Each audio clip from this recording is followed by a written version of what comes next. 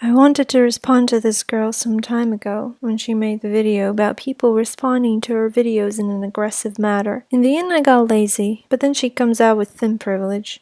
Clearly I cannot ignore this. Today I wanted to talk about what is considered even a controversial subject within feminism, thin privilege. Will you talk about fat privilege in the future too? I think it would be an interesting perspective. Or will you argue that such privilege does not exist? Before I start, I'm going to say I'm a thin person. I have thin privilege. I don't experience any form of fat phobia or fat shaming, so this is coming from a privileged perspective. For one, you do not have the so-called thin privilege. But, for the sake of the argument, you could go into a little more detail what thin privilege is, or how you perceive it, and how it manifests in your daily life. Second, stop sucking up to the overweight by claiming you are on their side. People in the West very clearly live in societies that glorify a specific type of body. That's the kind of body that's glorified in television, in movies, in advertising, basically any kind of visual media. Alright, so what Marina is referring to is the overly perfect and ideal body type that is pushed on everyone. It mentally will affect the fat and the skinny, both men and women, you and me. Also, you say glorify as though such body types are carved out of marble, put into a church and worshipped every Sunday. The reason why these body types are preferred is because people like them. This is the current beauty standard, and these standards change over time.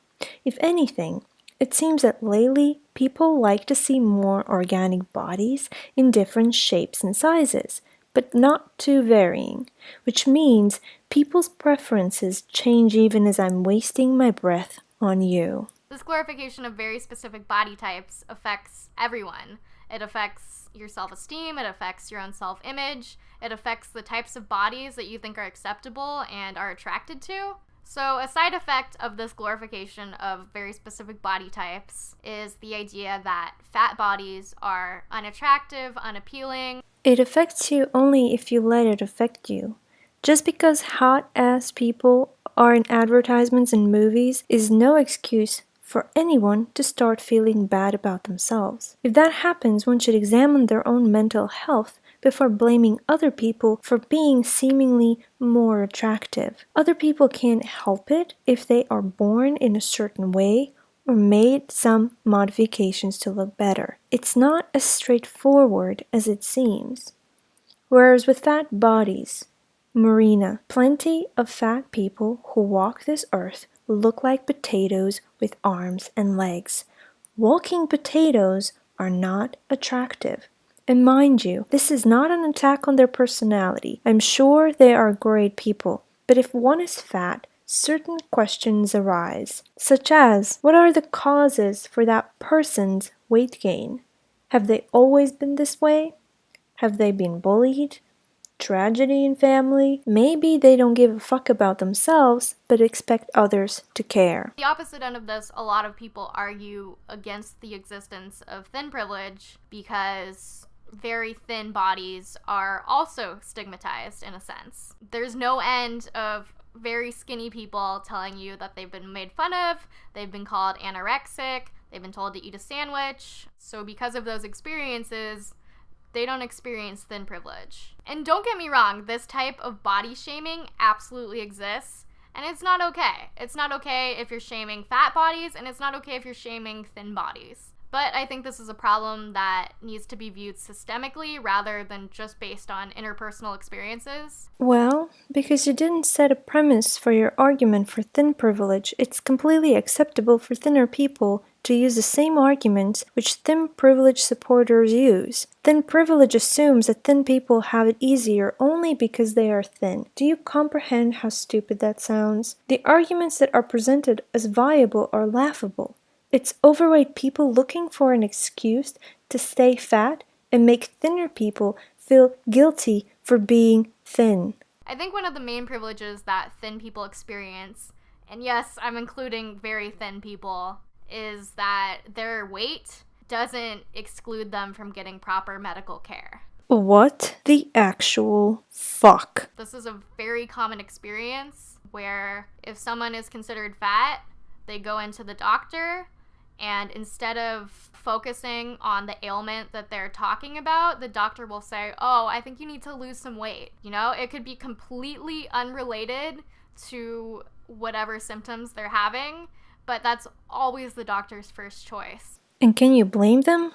Look, even if their weight is not the cause, it can be a contributing factor. You know, fat people tend to carry more weight around than thinner people. Joints and bones probably wear off easier. Fat people are more likely to suffer from chronic illnesses, and I will go out of my way to assume that it all boils down to their food choices and the amount of exercise they do. Granted that they exercise properly and not fuck up their bodies even more, because one can actually do exercises incorrectly and the consequences are painful. Also, exception is not the norm. It could be completely unrelated to whatever symptoms they're having, but that's always the doctor's first choice. There's a higher mortality rate for fat people for many different diseases because they're discriminated against, because they're not taken seriously, because their symptoms are ignored. Citation?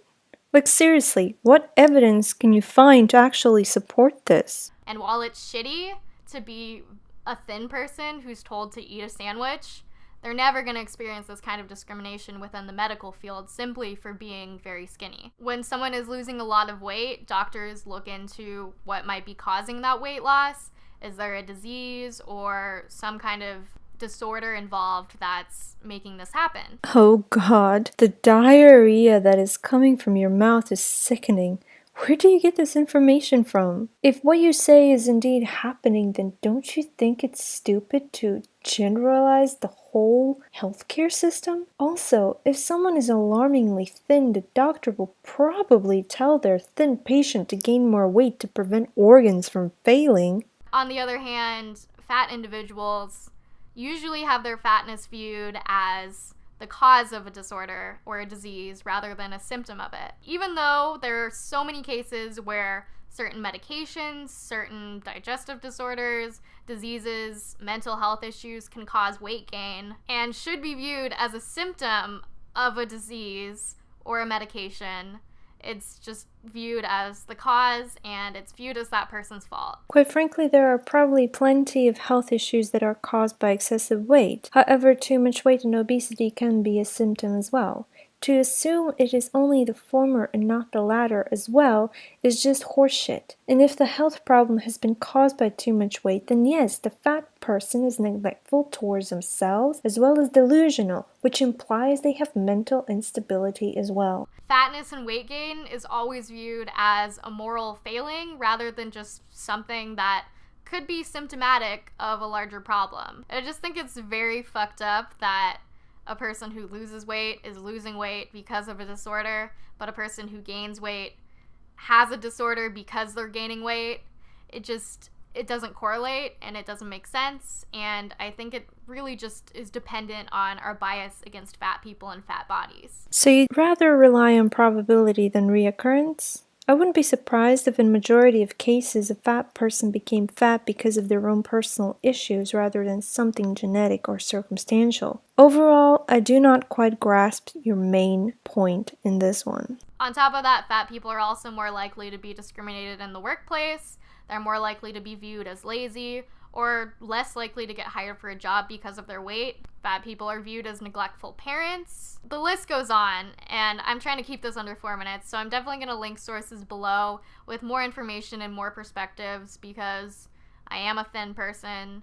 I can't speak from experience, and I think it's always better to get your perspectives from people who experience those discriminations firsthand, because I always think that's going to be a more valuable source than a secondhand experience. For one, citation, evidence, proof. Second, your sources are shit. Third, you do not need to be fat. You need to have a brain. And those perspectives you talk about can be biased as well. And it seems to me that you just got spoonfuls of shit and didn't even bother to ask what's in it.